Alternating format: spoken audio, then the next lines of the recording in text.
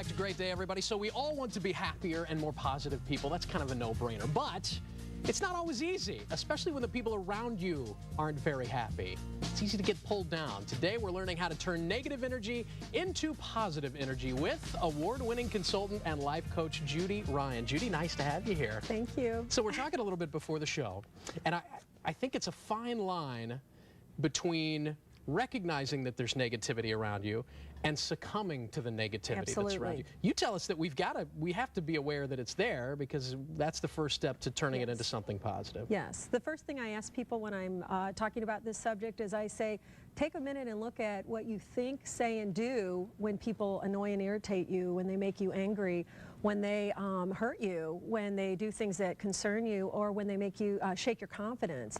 And a lot of times we're not noticing whether what we're doing is even helping. So there's a lot of really good reasons why we misbehave, and it's mainly because we don't feel empowered in our life, we don't feel lovable, we don't feel connected, and we don't feel contributing.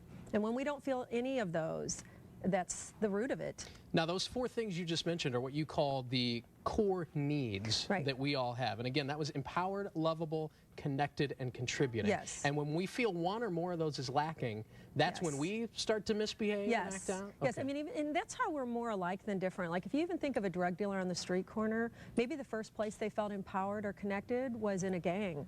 And they'll override their conscience and even their fear of being punished, because those needs are so deep in us.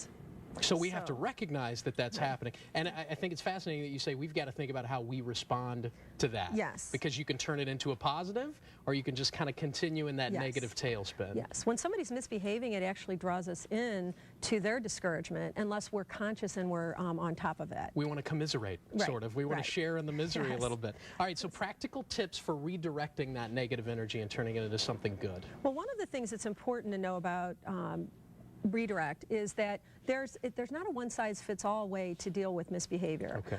It'd be like if you went to a doctor and you said you had a sore throat and he just gave you an antibiotic. It might help you, but if you had just been at a Cardinal game the night before, that wouldn't be the answer. And so there's lots of reasons. Like, if you think about, let's say a teenager isn't doing their homework, and it could be that one of the goals behind them not doing their homework is, and these are usually subconscious goals, is that they get attention from somebody if they don't do that homework. Right.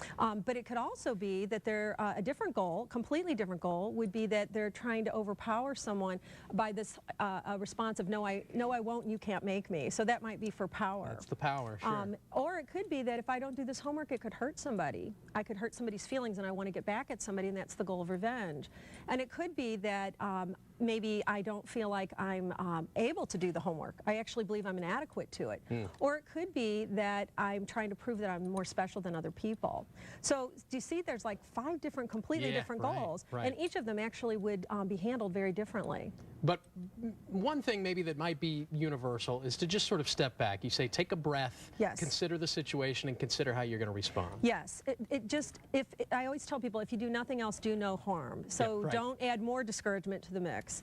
And then also try to just bring up in your environment and in yourself things that make you feel empowered, lovable, connected, and contributing. So back to those 4 core needs again. Right. Think about how you can build those up inside yourself. It's almost the opposite of what we would normally do, but it's kind of a good analogy for this would be, you know how when we're little kids and a dog comes charging up to us, we're taught to stand still and relax our body. That doesn't feel natural. No, it doesn't. But it actually is the way that we make friends with that dog and turn around a situation. And in a sense, redirecting negative behavior is like that. You have to do what almost doesn't feel natural.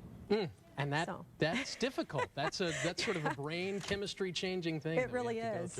It's good stuff. I feel like this is just the tip of the iceberg, and really it is. Thank you so much for being here. For more information, Judy's got a great website on redirecting negative behavior, and we posted a link to it on our website, greatdaystlouis.com. Thanks again. Thank you so much.